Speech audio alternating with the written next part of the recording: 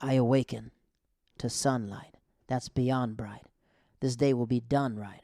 There is a war just waiting on the side of the door, but I'll be bringing God to the gunfight. Can't live forever, so have some fun, right? Life's a bowl of candy, you can have one right.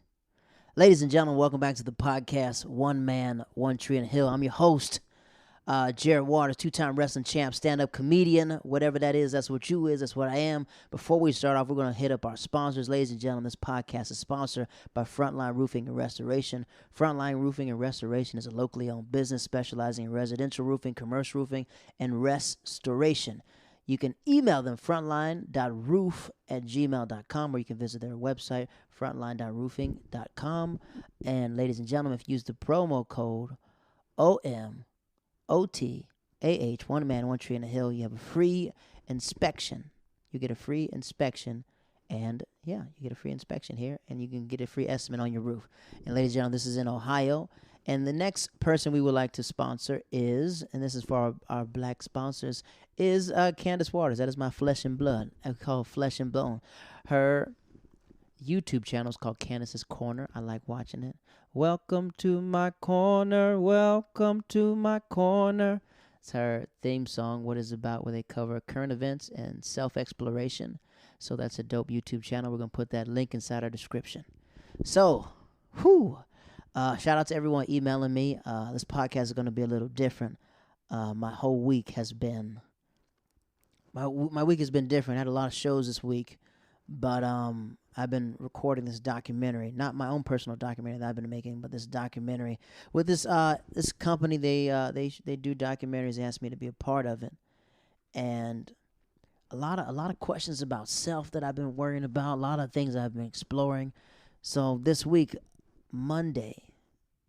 So Sunday I did a show, but Monday, I didn't have a show Monday, but I tried to get next to a show. I thought I had this show in the bag, but it kind of got canceled, right? So when it got canceled, I went to the Creek in the Cave, which is outside now. So it was good seeing that. And then this comedian asked me, the producer's like, do you find anyone on the shows? Like, there's a guy. Not a guy, but there's a film crew that's going to be recording this specific show on Tuesday, right? And how I got this show on Tuesday, last Tuesday I went to a show, and I called it networking instead of finessing. Talking to the booker. The booker goes, I've seen you before. Your name is Jared Waters. Bang, bang, bang, bang. And I was like, take out that calendar and put me on. So we exchange numbers, and we're doing the show, and he messages me. He's like, do you have a problem if someone records your set? I was like, no, just let me know. I'll approve the jokes and see what's going on. And he goes, they want to interview certain people. So if they want to interview you, whatever. I was like, no problem. So Monday the show's canceled. So I try to go to another show and get on. But, it's kind of full. And then Tuesday I have 2 shows. And Take It Outside comedy shows, like a bigger show right now, what's happening in New York. So let me break down this show, and then I'll break down what's happening in New York City, like in depth. So what's happening in New York, right? What's happening in New York and pretty much all over. Pretty much all the comedy clubs are shut down, right? All the comedy clubs are shut down, and they're forced to adjust to be outside. Some comedy clubs don't have kitchens, so they can't because they don't serve food out there, so some of them have remained closed, correct? Other comedy clubs, since they have their liquor license and they serve food, they can open up their patio, and they're starting to put tables on the street. So now comedy has gone outside. Like last week I talked about how comedy's gone outside, but the way I started stand-up was outside, so it's whatever to me. I worked at Disney World trying to get 30,000 people slowly, calmly onto a ferry and off a ferry by gaining their attention, trying to make them laugh to calm them down because they're frustrated because they got to go home. So I noticed when you're talking to people outside, you have to be moving, you have to be animated, and you have to project your voice so people could feel like I'm talking to you, right? So that's what's happening. So what's happening in the city right now is that all these clubs have to adjust. Comedy clubs are pretty much shut down, but the only beautiful thing about New York is shows are everywhere. There are shows in bars. There are shows. It's called an alt scene. There's a club scene. There's an alt scene. So the alt scene are alternative shows. You can be on a roof. There are shows in apartments. There are shows in barbershops. There are shows in nail salons. I did a show in a freaking grocery store before. So it's like anywhere you can think of, there's shows. So right now, comedians have taken the advantage of becoming bookers now, right? Now, most of the time in the alt scene, comics are the bookers, but right now, the only shows are the people outside. So all the comedians who are hustling are finding parks. They're finding open areas that might not be looking like a park, and they'll start shows there, which is perfect, correct? So now what's happening inside the comedy community is there's like a classism, right? So what's happening? There are like club comics. There's different type of clubs. There's like the big clubs, Cellar. Underneath that's the Stand and Stand Up New York and all that other stuff. And then there's like Broadway comedy club. It's A room, B rooms, and whatever, right? So A rooms are like the top level room where you have to get 2 references. You have to have a TV credit to get past there, and you have to be a reference. You audition for the Cellar, boom. But a lot of these comics some, not all, but some comics have been inside this top tier form for maybe 8 years, 7 years. So you forget the alt side. You forget what you did to get there. So now those clubs are closed. So now to get on stage, you have to come down to the swamp. And that's where I live, the swamp. Now, when I say the swamp, I'm not saying it as a bad thing, meaning that in the swamp, it's just like what we call it in Florida, the swamp, because we're always proving. Every gator's proving itself. I'm freaking so southern. Every gator's proving himself again, right? So every time we're never getting comfortable because in a swamp you're eating to survive, right? You're eating because you're always proving yourself to let the bigger gators know in this swamp I'm a gator as well. I just don't got the opportunities like that, so I have to. So what's happening in the comedy scene is that all these comedians are all on the same playing field. The comics with credits are mixed with the comics without credits. A comic who's done a Netflix special is with a comic who hasn't done a Netflix special.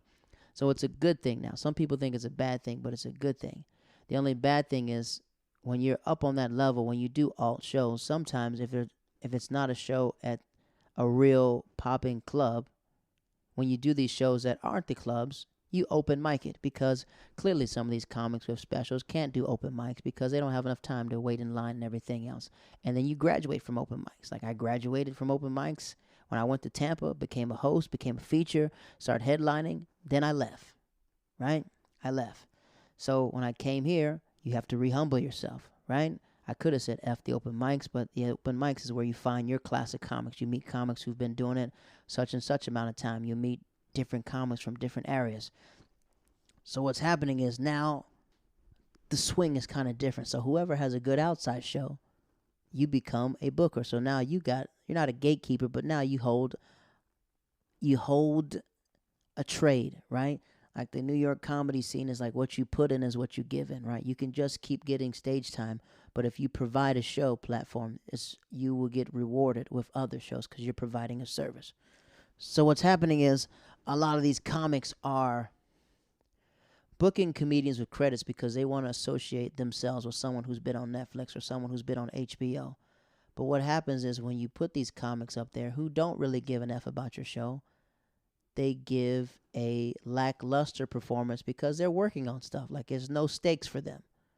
They've already made it, so why should I give you A quality jokes if I want to work on the C stuff to make it A, which is perfectly fine. So why it's perfect for me is because now, like I've done plenty of shows. Like I performed at an A room before. I perform at a lot of A rooms, B rooms. I perform in different clubs. But some clubs I'm not a consistent regular. And when you're not a consistent regular, you still need to. I like going to everything. Like any show possible, I'll do the good shows.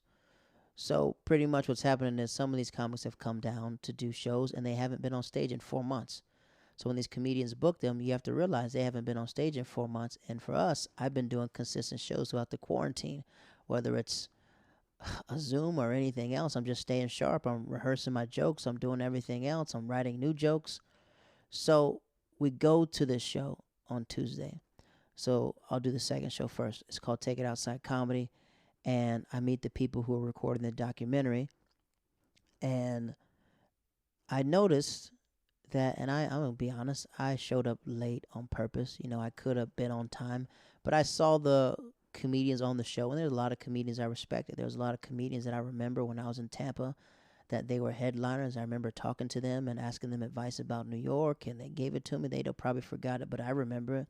So I'm on these shows. I'm on this show with a lot of, big name comics, so just leave their names out. And I know when you are the when you don't have as many credits, they'll throw you the bullet spot. The bullet spot where you take the bullet and you pretty much kick off the show. Now, it's not a problem. I would love to take the bullet, but comics don't really watch the bullet spot because they're coming in for their sets. So there's a sweet spot, which is the middle. There's the spot at the end, which, when you're closing it, when it's like different spots, it doesn't matter who's headlining. But like usually after the bullet is when the show really starts, right? But what I want to do is, I'm coming from another show. I want to follow the comic with the juice. And when I say the juice, I want to follow the funniest comic because I want to test my jokes against whoever is supposed to be the greatest writer in the city or is the greatest writer in the city. I want to go there. I want to follow anybody that got fire because I want to put my fire against them. I'm like the last airbender. You got fire? Well, let me show you the water that I can bend. Oh, you got wind? Well, let me show you the wind. It sounds competitive, but I always want the best out of me. Correct? So this comic goes up. And next you know it, I'm coming there, and I was like, I'm running late anyways. I was like, let me wait in this park for 15 minutes a little bit. And I let the booker know I'm coming late, and he goes, no problem. So I get there, and next you know it, these comics are looking around because this guy's killing, and he's from he's got his Netflix stuff, and he goes, who's going next? I said, Jared Waters is going next. I go up, I do my thing, but I notice as I'm observing that everyone's standing still, right? You're standing still and telling your jokes, which is good. But I know in the park you have to give a performance. You got to move. You gotta make people feel like they're part of the show. So within my first 30 seconds, I'm walking around. I'm pacing. Who's in that? Blah, blah, blah, blah. Bam, bam. Jokes are going well. Everything's moving. I got to get pop at the end. And it was a solid set. And I go back and, we dap it up. And it was kind of cool because I'm running into comedians I remember when I moved to New York that I seen. My girl Katie Hannigan, she's like, oh my God, Jared, we haven't seen each other. Remember it? I was like, yeah. She goes, I noticed your voice. I knew that was you. Like, oh my God, that was cool. I was like, yeah, man, it's good seeing you. And, she's done Late Night with Stephen Colbert. She's on pilots and stuff, but it was just dope seeing her and like seeing how we've evolved as stand-up comedians. So I talked to the guys shooting the documentary, and they're asking me questions, and they're like, we can't really, you're giving a lot of information. I said, look, how about we finish this tomorrow? So they said, tomorrow we're filming on a location. So we're filming. And they asked a lot of important questions. And their questions were asking, how do you feel about the bigger comics coming down to this level and doing shows? And I was like, I love it. This is a swamp now. Now it's a good time to show what you have and prove and do everything else. And when I say that, sometimes I think that, you'll take every show possible. And that's the reason why I'm saying that, is because sometimes comedians who feel like they are not at a certain level want to associate their comedy or brand with comics from another level to justify the show. So like imagine you have an event and you got Beyonce there. It's like, this is where Beyonce ate. It's like, all right, well, I got to go there, right? So pretty much, this show's already established that, comics drop in, comics like working comics, which is good. So before that, the reason why I brought this, so Tuesday, I did a show earlier than that, and it's at a park, some crack-infested park. And the park didn't used to be like that, but, since there's no park rangers, since we're on phase 4, a lot of just addicts are out there. So we're about to do the show, and I talked to the booker, who's a friend of mine. And he's kind of nervous because people aren't there yet. And I was like, don't worry.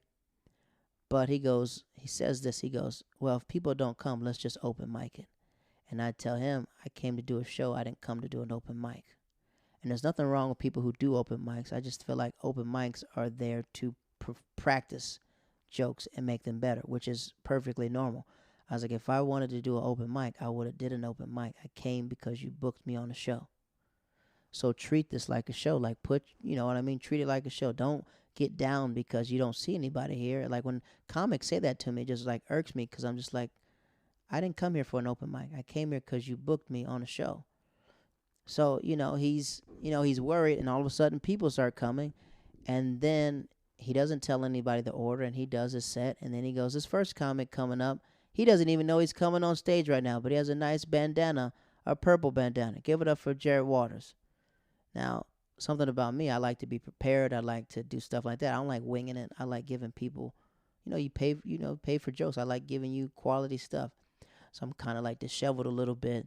and like it's okay. It's not a good set. It's all right. It's all right. To me, I know what greatness looks like or perfection. That wasn't perfection. And I pull him to the side and I said, look, man, and this is me just being Jared, who I am. And I was like, look, man, you guys start treating me like the other comics that you want on your show. It's what do you mean? I said, first of all, man, like there's going to be a point where you don't have my phone number. And it's not a disrespect to you, but meaning that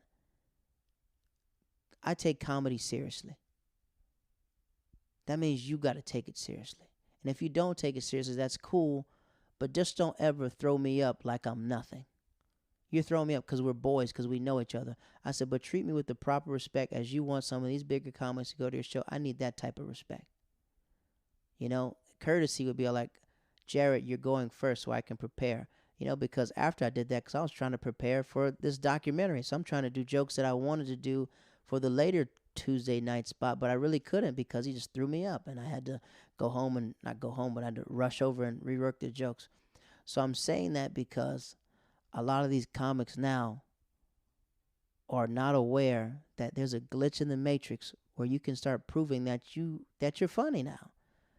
So I'm on this show that's Tuesday, so then we go to the documentary Wednesday night. We're talking about the documentary. We meet at I don't know, we've been shooting for a while. We've been shooting all week, but it's like a bar or something like that. But we go to the attic and there's no air conditioning. I'm hot as Zep, sweating the whole time. So in this documentary, you see me sweating the whole time. And they asked me, they go, Jared, do you think, what did they say? Do you think it's right for the clubs to start going to parks now and doing everything else? I was like, well, everything is fair now, so we all can do it. We all can do that. And I can't really talk about most of it because I know it's going to be a part of the documentary. So I did that Wednesday. Then after that, I went down to this show in Brooklyn to see my friend Napoleon. And again, it's the fact of New York right now. It's like comics are having to prove themselves. And I guess the reason why I told this story is because now I feel like my class of comedians, or I don't understand the no urgency right now. Like right now is the perfect time, like wherever you are comedically, to prove who you are. Like you have a chance to be doing shows, to get in front of people that you really want to be in front of, to network, to do everything else. So a lot of comedians have, especially comics that I know, are hitting me up because they're like, Jared, I see you're on a lot of shows. Who books that show? Who does that? Who does this? Like what show is this? What show is that? And I had to be like, no disrespect, but why aren't you need to be out here. Like I didn't move to Tampa to take care of you. Like you need to be out here. You need to fight for your own. Like, oh man, I'm trying to do shows like you. Well, get out here and do them. It's simple. I had a friend tell me, she goes, what are the shows that are happening Friday? And I was like, freaking Google it. What do you mean? Be a part of the scene. Like come on, let's do it.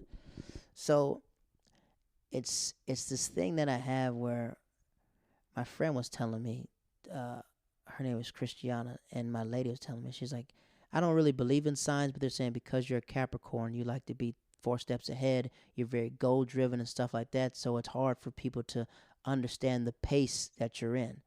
I think sometimes they call us day walkers in comedy. Day walkers are people who have jobs and do stand up.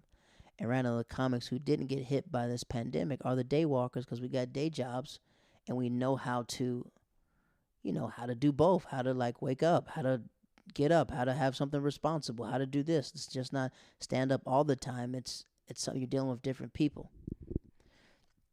So I was like, maybe. And then I'll go over it later. My lady sent me all these lists of like what Capricorns do and stuff like that. So Wednesday night, I'm talking to these comics, and the booker, again, he's looking at me, and I was like, what's up, man? I'm Jared Waters. He goes, okay, yeah, all right. I said, let me introduce myself again. I said, my name is Jared Waters, man. I said, I'm a stand-up comic. All right, cool. And then as soon as another comic came with a lot of credits, and he started talking to me because we've been on the road with each other. He goes, Jared, what's up, man? What's going on? He goes, hey, what'd you say your name was? I said, you'll know after my set. So now it's like this thing of just clout chasing where I've been telling a lot of comedians, especially the comedians that I know that are in the swamp with me, I'm just like, this comic goes, I started a show. I have a show. It's going to be on the Lower East Side. It has a thing. I have a budget. The budget's over, blah, blah, blah, blah. And I'm going to get all these comics here from this show, from this show, from this show. And I was like, why aren't you not getting the comics that you see right here in the swamp with you? He's like, I want a good show. I was like, do you think these comics are going to treat your show like a show? Or are they going to wing it? And he looks at me and he goes, yeah, but they perform at this club. And I was like, what does that mean? I said, this is just 40 seats. He goes, yeah. I was like, yeah, but you see, I said, you look, I said, you see me here. Why haven't, he goes, I said, you should be booking me. And it's not me just saying, I was like, you should be booking him. You should be booking him. Look at all these comics are in the swamp with you right now. I just seen you laughing. So why are you so worried about the next, trying to get these guys when you can develop right now? This is the perfect time to build yourself up. And he looks at me. He's like, yeah, whatever, Jared. I was like, all right, no problem. It's your show. You can do what you want to do. You know, but it kind of irked me because he goes, I'm going to do this show to pop it off. And then next week, I'm going to do that. And I was like, so you're going to give these comics the grand opening and the best of the high dollar. And then you're going to lowball these other comedians. And I'm the type of comic where I'm looking out for, like, you know, the comics that I come up with and stuff like that. The comics who are working every night. The comics who might not have this HBO credit or might not have the CBS credit or anything else, but are working, and when they do get the credit, you know what's going to happen. So we do that Wednesday, and then Thursday I'm at a show at the Bronx Brewery. The Bronx Brewery is my friend Ishmael's and Stefan's show, and you know, a lot of the stuff, you know, when you're doing a show, some things happen, things break. I've done pretty shows, so the microphone breaks. He has a Bluetooth speaker, and the Bluetooth speaker goes out. So I'm telling Stefan, I was like, listen, you got to relax. He's upset. You know, a lot of people upset. Like, and I tell him, I said, hey, man, you have a weekly show in a pandemic. You're good out here. The next show's going to be better. So imagine the microphone. So we switch the microphones off, and it's like a little, it's louder than a muffle. So I know, project your voice. But I'm like kind of like projecting my voice and sweating. So that show goes really well. And then Friday, what show did I do Friday? Friday I did I did a rooftop show, but it was okay. And then after that, we all go to PD Diablo's show. That's like the Friday night swing. And then Saturday, I have a show at 7, but something tells me, I'm like, man, I should go check out this new show that happens at 3 o'clock in the afternoon. So I go there, and it's all the wolves are there, like of that next peer, like all these seller comics, these comics that, you know, they're all from TBS. They got credits and stuff like that. So I go there, I dap everybody up. What's up? Hey, how's it going? Good to see you. Bang, bang, bang, bang. I see a couple comics from my class. What's up, boys? And they're on the show too. So I'm sitting there, and the booker walks up to me because they see me out, and they say, Jarrett. I was like, hi, how are you? I'm good. Would you like to go on stage? I said, yes, I would like to. Would you like to do 5 minutes or 10? I said, the latter. You're next. I said, yep, gas it up. Gas it the F up, right? So I'm excited. I'm like, F it, this is perfect. And, you know, I get a little jitters because these are comics, you know, they're from that next level, but I'm still a comic for the swamp. So I'm like, I never want to just go on stage to prove myself, but at the same time, this is the perfect time because all these dudes are from Saturday Night Live, and this is the first time in comedy, not in comedy, but this particular show, every comic's watching each other because it's daylight, and you're watching to see what works and everything else because you're capitalized their set. It's like, all right, perfect. So I'm following my dude, Andre Thompson. He's a part of my class. He just did Jimmy Fallon of Late Night, and he's doing his thing. Next you know it, the booker comes back over to me. Sorry, but we really have to like end the show by 4:45. So next week we'll put you on. I was like, sure, no problem. So I pack up my camera. She goes, no, I still want you to do 5 minutes. Just do 5 minutes. And I was like, all right, 5 minutes. Can you do that? I said, F yeah, I can do it. And the next you know it, I put that lighter fluid on that thing and sorry, that's my Dragon Ball Z. And I do really well. And it was dope because, you know, I don't do it for people's approval. I do it because I wanted to be a stand-up comic since I was young. But it was good because these comics, I've noticed they've never seen me up. That's crazy. I've been in New York 4 years. Oh, it's my 4 year anniversary. I'll talk about that later. I've been here 4 years, and the people that know are the people who are in my class. But if you're working a specific type of club, you probably would never see me unless it's an off night where I'm doing it. So this comic I respect, he goes, "Yo, good S, man." He cursed at me. He goes, "Dude, you really lit it up. You threw it off the backboard. I dunked it." And the comics from SNL dapping me up. And I was like, "Yeah, I appreciate it." And I was like, "Yeah, I do this all the time." And then the booker comes up. She's like, "So what is this? Is this your first show in a couple months?" I was like, before I responded, she goes, "No, of course it's not. I've seen you out all over the city." And I was like, "Yeah, I am." So it was just that moment where sometimes I'm just like, these moments are starting to pay off. Like, because I'm in these parks, because I'm doing the shows that some comics are just, they're afraid to be outside right now. But I'm like, no, I'm going to get my reps in. You learn how to be outside. So now I'm like starting to do more stuff, and I'm in more rooms or in more circles of stuff like that. So that was just dope, man. And it's it's those moments where you're just like, this is what New York City's about, man.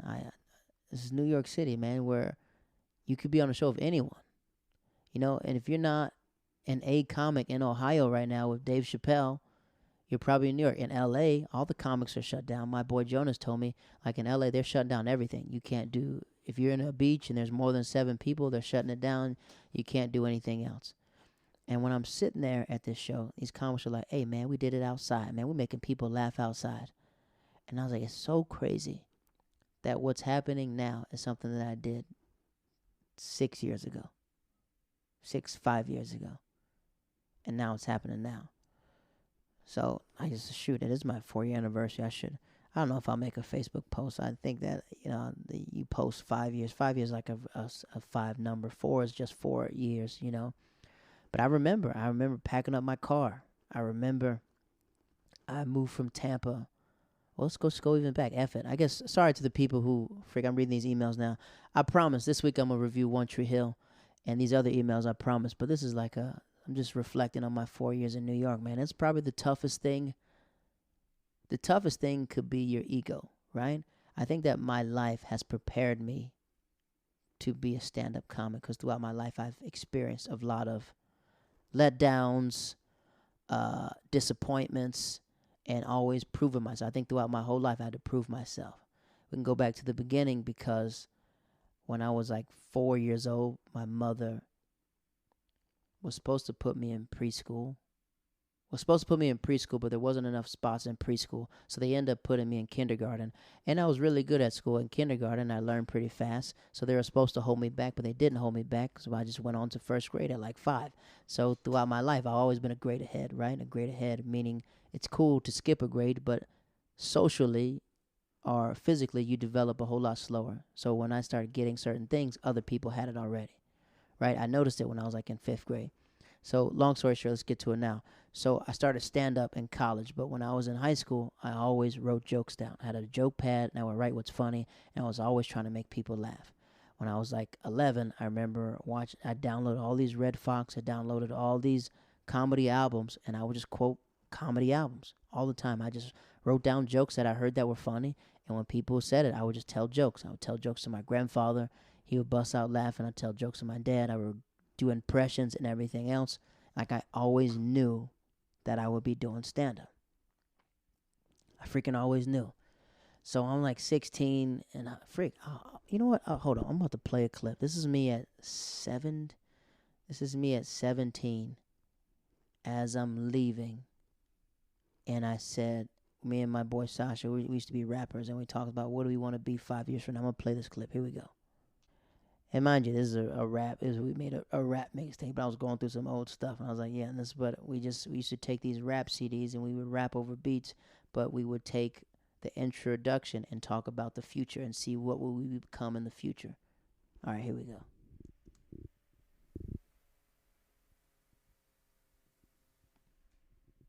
Gentlemen, boys and girls, children of all ages. I'm Big Daddy Kane, and we're Jetty here presenting Sasha and Jared's 5th mixtape, the final chapter before we turn the book to different pages. And I, over the years, cried the tears Sometimes I drink a beer. When I feel like I can't cheer, I buy my grandmother some thongs at Sears. And that's real. Welcome to the mixtape, ladies and gentlemen. Welcome to the mixtape. Not Mike. That was my voice altered. That was my voice altered. It's just me and that kid, Sasha Miller, and this is the 5th mixtape, and we're just going to give you an overview of what we're trying to do here. Trying to make it good, nice, 6, 7 songs, 8 songs, 10, maybe a classic, you know. But over the years, our lyrical piff has risen to a level that we can't even contain anymore. Sometimes we get in the booth and we can't even make one song because the piff is on a different level. So really, what we really want to talk about is 5 years from now. Sasha, can you come here, please? I just want to ask you a question like, what are you going to do 5 years from now? Where do you see yourself 5 years from now? Can you answer that question, sir? Yeah, no problem. 5 years from now? Yeah, I'll probably be signing my contract with the NFL. That's a fact. Yeah, 5 years from now. 5 years from now, if I'm not in California, you know what I mean? Well, what are you going to be doing 5 years from now? I'm going to have a contract to prepare my pictures, you know what I mean? That's what I go to college for. Do my little acting thing, and, I'll be the greatest comedian ever, Over and out. That was when I was 17 years old, and I said I'll be the greatest comedian ever. Like I've always wanted to be a stand-up comic, right? Always. So when I meet people who are, I would say part-timers, right? Part-timers, meaning that you just do it because you really do it because you want friends, right? And it breaks my heart when people just get on stage and just don't care, right? When they get on stage, like, I don't know what I'm talking about. I'm like, oh my God, freak, man. What I would do to get on stage right now and destroy this room and try, right? So in the Netherlands, you know what I mean? In the Netherlands, there's a stand-up comedy scene, but they don't like people who are from the Netherlands. Like I've asked these comics, can I have stage time? They're like, you're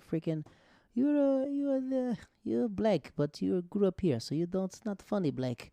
And I'm like, what?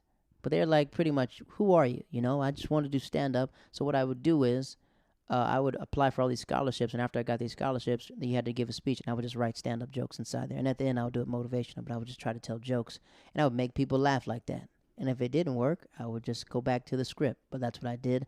I won the scholarship, the Lakeisha Bankhead Scholarship. I think it's $5,000. And I did a whole stand-up routine and freaking crushed it. And then everybody like, you should be a stand-up comic. Why are you going to college for that? I was like, that's the goal, baby. But my mother tells me, because I was like, I wanted to move to New York at 18. And sometimes I'm always in my head asking myself, if I would have moved to New York, man, maybe I would have, what type of comic would I be if I moved to New York faster, like at 18? And I'm glad I didn't move to New York at 18 because I probably would have been, 18, I was a player, I was, and stuff like that. So imagine how I probably would be a completely different comedian. I probably wouldn't have met my lady at the time. I probably wouldn't have came to New York as a man, because when I came to New York, I was a man already. So the little things that other comics get distracted by, I don't get distracted by. I had a man job at everything else. So at 18 or 17, I leave the college. Like I said, I was a year early. I leave the college, and I'm looking for stand-up comedy. Nowhere around in Greenville, North Carolina, right? But campus is big, but Greenville's really small. East Carolina swallows the city of Greenville, North Carolina. So I was like, well, let me just find something. So I started hosting step shows. Like every time, I knew if I hosted a step show, I got 7 minutes to try to make people laugh. I'd do impressions and stuff like that and just do whatever I could. And then eventually I found this. I started taking class at the theater department because I was like, well, if I can't do stand-up, I'll just go to theater, because it seems like most stand-up comedians are actors anyways. So I'll just go to the theater department. I'm still taking regular courses, and then I meet this guy who tells me about this comedy group on campus called Seriously Clown. My friend Whitey's running that, and I was like, okay, I go to their event. And, some of their, as a stand-up comic, like I understand comedy, so the jokes that they're telling, I wasn't laughing. I was more like analyzing stuff, and he was trying to break me. Like that's what Matt said when he met me. He was trying to break me as a person. I was like, I just don't. I'm analyzing comedy. I can laugh when I hear other stuff. So then I was like, okay, maybe I don't want to do with these guys because they seem like they're kind of rookies. So I was like, I'm going to just keep hosting step shows and keep doing stuff like that. until I realized I want consistent stage time. And there was a sketch group on campus, and there was like improvers. So I just joined. And then they told me like this sketch group is really a stand up group. So I was doing stand up in college, and I'm so glad, freaking so glad that none of those jokes have came out because I was completely, I can't believe the vulgar stuff I was saying. I wasn't cursing, but it was like vulgar. It was like roast, mean roast stuff.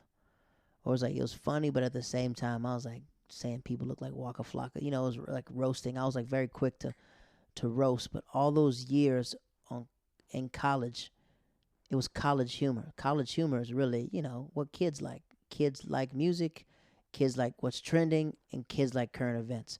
So I just watched the old tape today of me doing stand up at like 19 or 21, 19 or 20. And I'm just like saying just wild stuff. But what happens is my friend at the time, his name is Steven Henderson. My friend at the time, this is my dog Steve. We're still friends now. We met in college. He's from Brooklyn. And he goes, why don't you come back with me for Thanksgiving? You can get up in New York. And I was like, oh, freak, that's a good idea. So I tell my family, I'm not coming this Thanksgiving. I'm going to go to Brooklyn with Steve. So we drive up from North Carolina to Brooklyn, and we're hanging out. And at the time, Steve's sister knows this guy named John Lasser. John Lasser is a stand-up comedian now, and he doesn't remember, but I tell him this, but he doesn't remember. I was like, you're the first person ever threw me on stage. I was 17 years old. I was 18 or 19 years old. You threw me on stage in New York. He goes, I don't remember that far. And I was nervous. I was scared because I thought like New York City. I was like, man, I was thinking I was going to like the Apollo, but I'm going to some rinky-dink, ran down gutter place in Brooklyn. There's tables and stuff. And he goes, you're going to go first, kid. I was like, all right, no problem. So he introduces me, and I don't know who he's introducing because he's saying stuff I've never heard before. This next comedian, he kills all over North Carolina. He's done college tours. I was like, college tours? Who's they bringing up? Man, he's opened up for, I was like, what? I haven't done that. And next you know, I get a big applause. I go. I'm like kind of nervous on stage, but it helped me develop my character in the beginning of my comedy career because I would just talk super slow.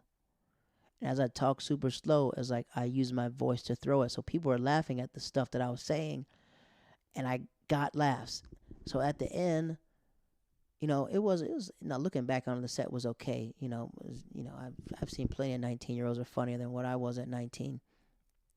But they all these older comedians come and they talk to me. They're like, dude, you got to keep getting up. I know you're young right now, but trust me, in 10 years, you're going to be a different type of person. Stick at it, man. Whatever you do, stay at it, man. And I was like, all right. So I get back to North Carolina, and I just got a fire because I was like, man, I freaking did a show of all these real New York comics. And then when I got back to North Carolina, I realized that we didn't know what we were doing. Like, it wasn't real humor. I noticed that when adults would come to the show, they wouldn't laugh because I'm talking about hooking up with girls. I'm talking about dorm rooms. And it's like they don't understand. They're like, they haven't been in college in 7 years. What do they know about going to a girl's dorm room at 4 o'clock in the morning, sneaking in? It's funny to a college kid, but it's not funny to adults. So I'm sitting there in college. I'm about to graduate, and I was like, I got to go to a stand-up city. Like this part of North Carolina is not a stand-up city, and I don't want to stay in North Carolina. I'm going back to Florida. I go to Florida. I was like, I'm going to go to Orlando because I met this comic at the time named Dean Napolitano, and he did an hour and a half on my family and crushed. And I was like, I got to go. Some of these stories I've told before, but this is me getting there. So, boom that. So, pretty much long story short, let me wrap it up. So, 2016 in March, I told myself I'm only going to stay in Tampa for 3 years. So when I got to Tampa, this guy named BT, who was a general manager, but now he's a manager at the club, he goes, I do the open mic, and he goes, I see you have some experience. And that's the experience that I had in college with the stage presence and everything else. But when I was in Orlando, I was getting up more, and I started to understand comedy because I was downloading all these Chris Rock tapes and listening to Chris Rock, listening to like Patrice O'Neal, Mr. P, and realizing like this is what I'm going through as a person. Like, why am I not writing about this on stage? And I was like, oh, I need to start writing more about my own life experiences. And then I started developing, and I started learning another gear of comedy. And I took that year in Orlando. I started learning. I started trying out jokes, and they started getting better. I started doing competitions. And then when I moved to Tampa, I was like in between Tampa and Orlando. But when I fully got to Tampa, I started hitting the mics. We're going outside. I go to Side Splitters. The general manager goes, hey, I want you to host the open mic for me. And I know, just always accept because he's trying to see, like, will you host the open mic? And my goal is, like, I don't want to host the open mic forever. I was like, sure, I'll do it. So I host the open mic. And what he was doing was he was testing to see if I could host a show. So he was telling me at the open mic, hey, just bring the comics up, do your time at the top, read the announcements. I was like, all right, good. Then he goes, hey, do you want to do a guest spot on this show? I said, yes, I would like to. I do a guest spot. It goes well. And then he goes, hey, I want you to start hosting this show. So as I'm hosting, I meet a comic named Steve Miller. Steve Miller is one of my guys in Tampa. And he goes, as a host, you should do this. I was like, all right, do you have any other advice? And he goes, yeah, try not to make them clap so many times or make them do goofy stuff because your goal is to make it feel like a comedy show. So after that, a year or two, hosting, doing spots, and my crew that I came up with was me, Cameron, Jonas, and Mario, right? So we all would, it'd be us four and this guy named Rajel. Rajel dies out. Then there's Amanda. Amanda kind of dies out. And the guys in another class is JB, it's Matt Fernandez, everything else. But what I noticed about that class, excluding JB and Matt Fernandez, a lot of these comics have turned into like half-steppers, right? They weren't at the open mics. They're not getting up consistently. And I was like, you guys are taking all these spots, but you're not doing anything to keep these spots. It's like, I get what y'all did, but what have you done for me lately? Like, how are y'all evolving and doing more sets and everything else? So I would question that. So what I would do with my class is like, we got to make sure that we're tough and we're solid. We got to make sure. So every set, me, Cam, and Mario, Jonas, we're tagging up each other. We're like, hey, don't work on that joke. We're just a unit, so we're flowing. And next you know, I start featuring. We start headlining. We start booking shows all over Florida. And then I was like, well, I said in 3 years is done. My 3 years come to an end. And then I've been in Tampa longer than that. But I said in August I'm leaving. I'm going to New York. So I say in March, Cam, let's go to New York. And Cam goes, all right, let's do it. And I was like, at the time, we had to have a discussion. I said, look, I need to know if you have my back. And I was like, and Cam is not a pushover. He'll fight anybody. So, we were just roasting each other. Kind of went too far. We apologized. And then we let each other know, like, look, we love each other. I just know in New York, we got to have each other's backs, man. We're the only comics we got. So we got to have each other's back. We go to New York. And I asked him, I was like, hey, do you got a place to stay? He goes, no. I was like, hold on. So I call up our friend Andy. Andy used to date this comedian named Amanda. I said, hey, that's Amanda's ex-girlfriend. I said, I'm going to slide in her DMs and ask her what's up. So I was like, hey, how are you, Andy? She said, I'm doing well. I said, what's New York like? She goes, oh, it's amazing. I said, me and Cam really want to check it out. She goes, oh, my God, you should come. I said, we want to come in the spring. Will you be there? She goes, yeah, stay at my house. I said, what? Stay at your house? What? You want us to stay there? I was like, hey, Cam, we got a spot. So Cam goes, what? I appreciate you. So we go. And it was glad that Cam went with me because Cam showed me how to use Google Maps because I only used like a GPS, so how to figure out the trains and stuff like that. So we would hit open mics. And then we would meet comics that we met on the road in Tampa. And New York was such a good experience. I was like, all right, this is it. I got to go. So I called my brother. And I told him, I was like, yeah, I'm moving in August. And my brother goes, all right, do you have a roommate yet? I said, no. You found a place? He goes, hold on. I'm going to find you a place. My brother calls me back. He goes, my girl is his wife now. He said, my girlfriend, her best friend, Tammy, is moving to New York. You're going to room with her. I'm going to put you in contact with her right now. So she's in New York doing the groundwork. She's trying to find a place. And it's good because she goes, we just have to split the broker's fee. And that's when I knew. I was like, all right, New York is serious. She goes, you got to send me $1,600. Boom. I was like, here, 16. I had tons of money saved up because in Florida, I was living kind of comfortably. I'm doing stand-up, but at the same time, I live nice. And it was like I noticed in stand-up that I hit a ceiling where I'm just lifting weights, comedy, boom. I was in a routine, and I was just established. So I said, when I go to New York, I understand I have to do things that go back to the bottom again. And when I say that, because when you move around a lot as a child or a teenager, I moved around every 3 years. So every 3 years, I had to go back to the bottom. How to negotiate, you had to go back. You got to make friends again. You got to do that. You got to network. You got to know how to talk to people. So I get to New York. I pack up my car. She already has a spot. And boom, I drive up. I go to Atlanta, do shows in Atlanta, go to North Carolina. I talk to my aunt, me and my aunt. She says this prayer. I recorded it. Here, let me pull it up. I recorded this prayer.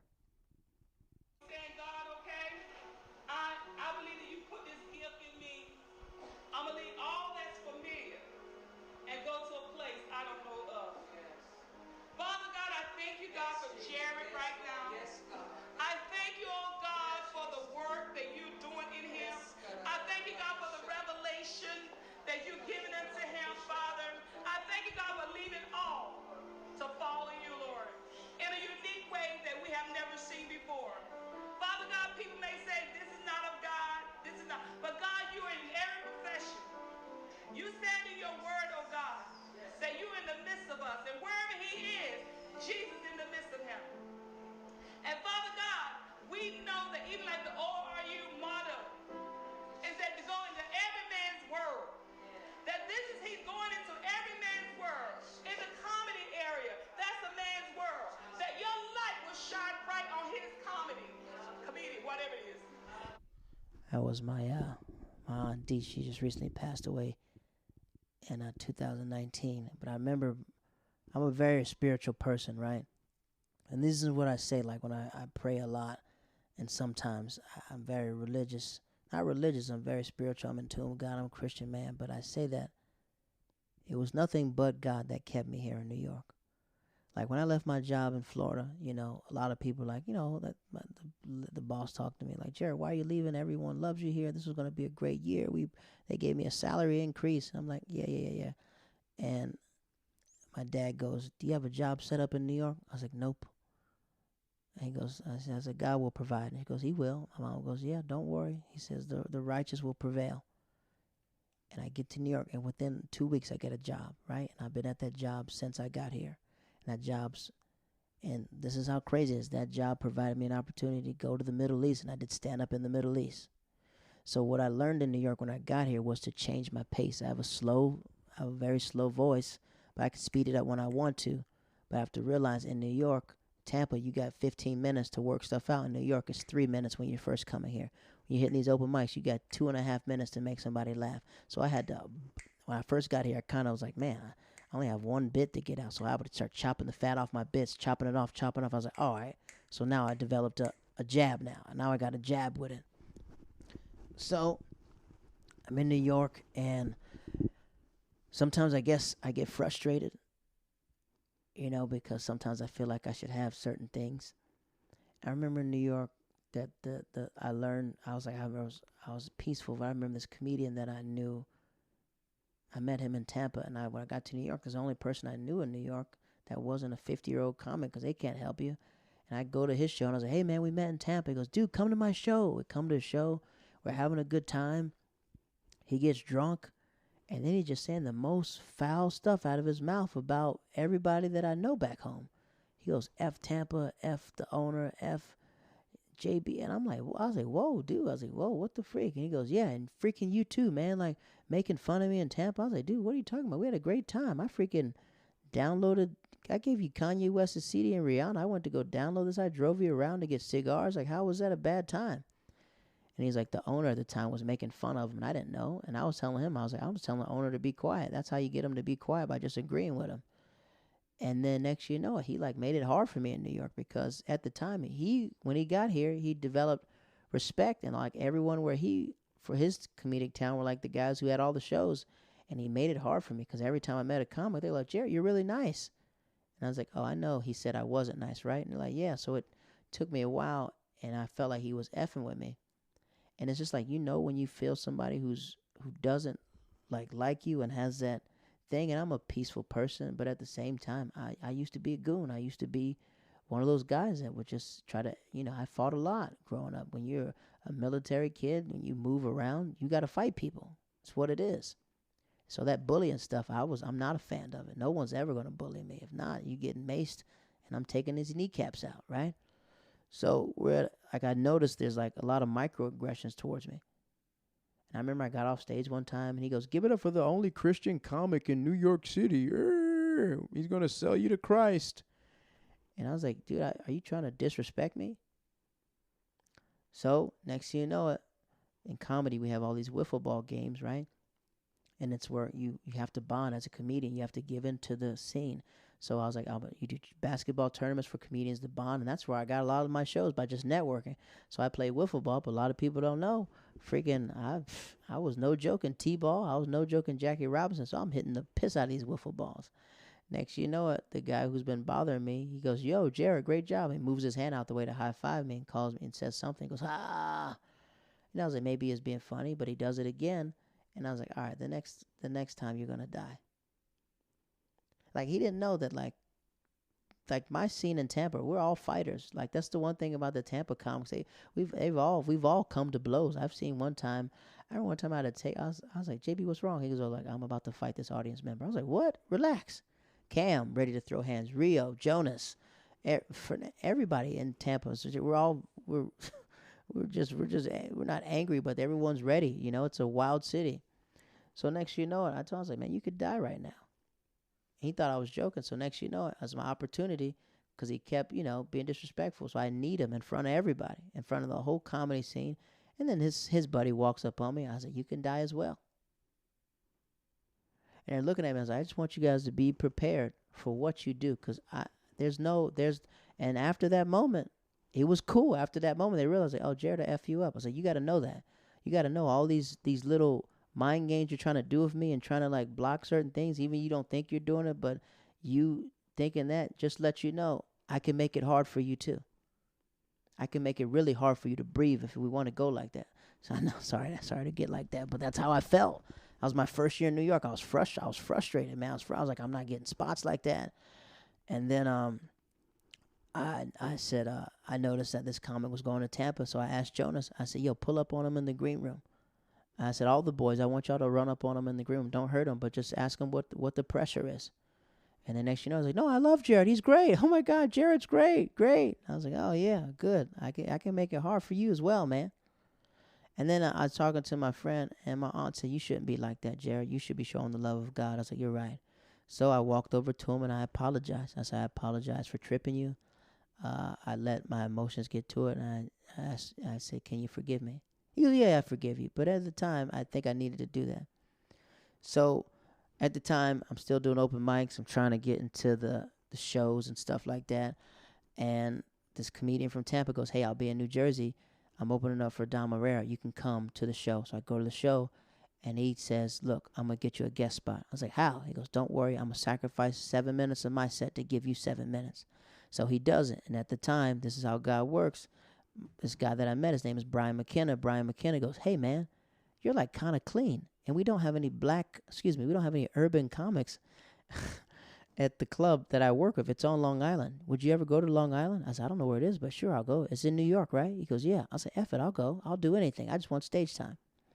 So next you know it, I write him, and he writes me back and goes, hey, I just talked to the booker. Email him this. I email him, and he goes, come and audition.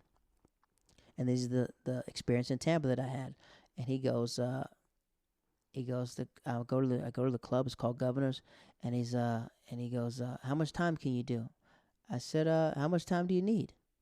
And everybody's like, ooh, okay. He goes, don't do any local jokes and don't do crowd work. I said, that's perfect with me. He goes, do 15. I was like, all right. So I do 15, solid 15. I see Brian, he's sweating because he's making sure that his reference is good. And boom, I'm past there. Boom, I start getting spots. And the reason why I love going to Long Island, because they had good food. I would go good food, and they had 200 people in the crowd. And I was like, oh, man, I feel like a comic again. So I'm doing that. But I noticed I was in Long Island a lot, right? So I was like, and this comic named Jason Salmon, he walks up and goes, did you move to New York or did you move to Long Island?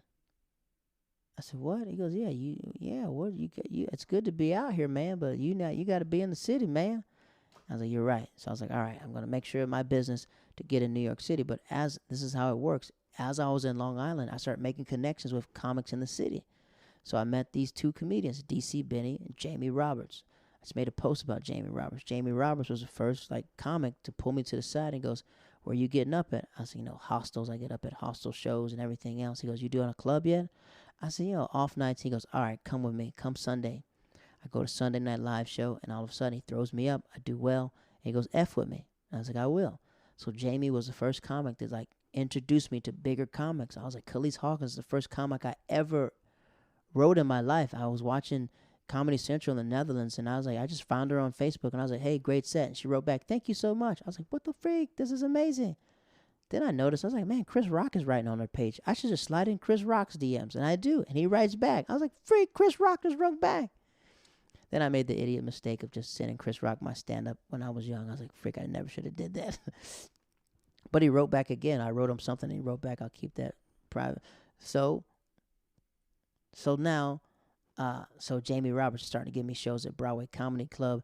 And the club at the time, they didn't really pass me, but they started using me because Jamie was using me. So he started introducing me to comics. I started working, so I was like, perfect. Then DC Benny, we started talking because in the green room, I'm telling him all these wild stories about growing up in the Netherlands and growing up in Japan and all the crazy stuff we used to do and the stuff I did in college. And he goes, hey, I have a show at the Comedy Cellar. Would you like to do it? And I was like, yeah, that'd be nice. But at the same time, I was kind of like burned because all the older comics I met in Tampa, when I got here, nobody answered the phone. Nobody could help me. They didn't have no connections. And DC goes, I got a show there. Let's do it. And within the first year, I freaking did the Comedy Cellar. I'm like, freak, the biggest, hardest club in the world. I just freaking did. And he's like, if you want, I was like, I'm not doing no new material. I did all the stuff that works. It goes well. All these people doing it. I was like, wow. But at the same time, I'm sitting at the table and realize, because it's a comedy, there's a comedy table where only the Cellar comics sit. You can sit there, but it's just like it's made for like Cellar. It's like it's known in comedy. That's the table of the comics who have passed there. So he goes, here, sit at the table, man. I was like, no, I'm not going to sit here. I'm going to wait till I get past here. But it was good. Thank you so much for this opportunity. And then year 2 starts.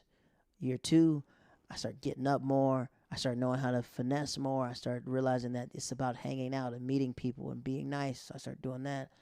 And then I meet this guy named Paul Schizler. Paul Schizler goes, I'm from Titusville, Florida. I said, what? Oh, I'm from Tampa, Florida. He goes, I have a show every Sunday night and it's in Harlem. I was like, oh, wow, what's it called? It says, it's called The H. It's in a hostel. And I started doing the hostel. And the reason why the hostel was so good, because it got me prepared to do international crowds. So I would ask people where they're from, everything else, and find out what international people are from. So I started doing that. And then I think it's me and my lady go to Cuba. And then we have the situation where, like 2017, where I had to decide. I was like, man, it's like, she's been holding me down this whole time. Like, I got to move her in. You know what I mean? We got to get married. We got to do things, So I start saving up and start building the engagement ring and stuff like that and building it. Then she freaking loses her iPhone. So we got to get another iPhone. And then to the day, year 4, like before the pandemic, I did over 170 shows. And it wasn't even March yet, 170.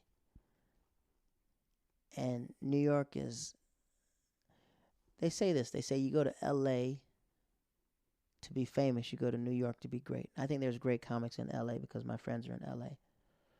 But this was the best decision I ever made in my life, was to move here. The living arrangement, my living arrangement is good, but still, like I love having a backyard. I don't like going to a park to be outside. But I'm glad I'm here. I thank God that I'm here. I thank God that it took me here to value my relationship more. It took me being here to understand that it's okay to unlearn what you've learned.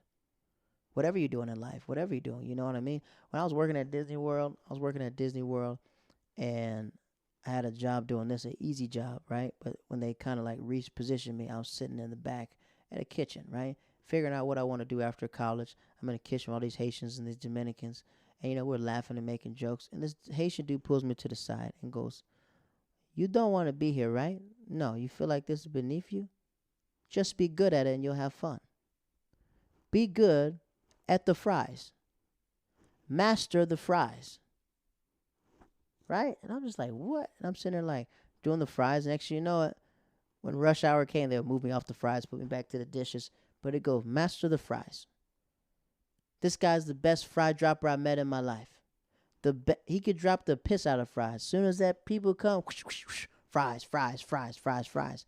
And he sat me there and he goes, look, stay here, learn. He goes, you're the best stalker. Look at you, how you can stalk the shelves. I will stalk the piss out of them shelves because I love being in the freezer.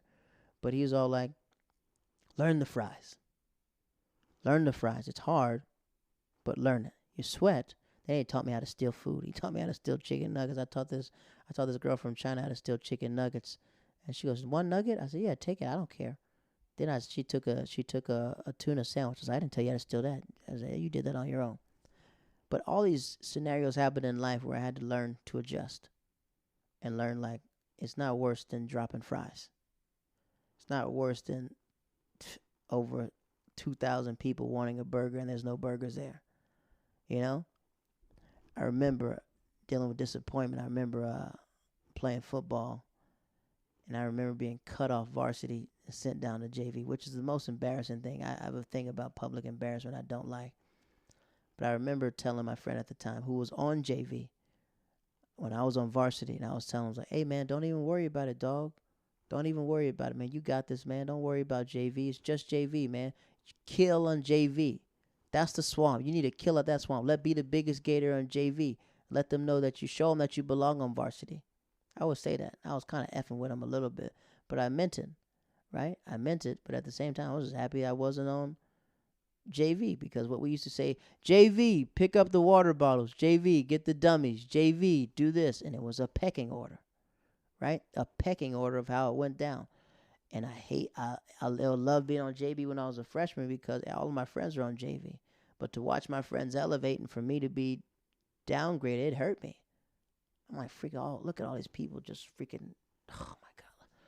Look at these jerseys they're wearing. I'm wearing the crappy jersey and stuff like that. And then my boy goes, hey, man, you're on JV, man. Show them that you belong on varsity. Work hard. And I'm like, I got to eat my words. So now as I get to New York, right, now as I leave that status in Tampa, now I'm in New York. Now I'm 4 years in. Now I'm starting to do shows with comedians that are freaking on. They got specials and everything else. I'm like, I want to make the most out of the swamp that I'm in. I'm going to make sure that I'm the best version of myself. So now I'm in New York. I'm 4 years in. Got my own place. My own place by myself. It's not, well, now me and my lady's place is nice. And I'm here. I'm here in a pandemic. I'm here adjusting to the new normal. When the opportunity comes, when the time is right, when my number's called, I'll be ready. I'll be freaking ready. Hey, you're live on the podcast, One Man, One Tree in the Hill. Say what up to the people. Now, this is when I see black excellence. It's Kenan Thompson, and I see this giant butt. I'm like, oh, who is that? Turns out it's Questlove.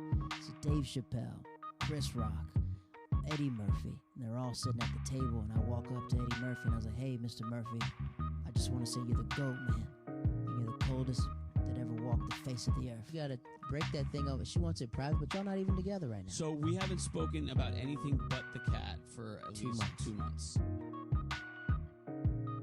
And I said, don't be the next Jamar Neighbors.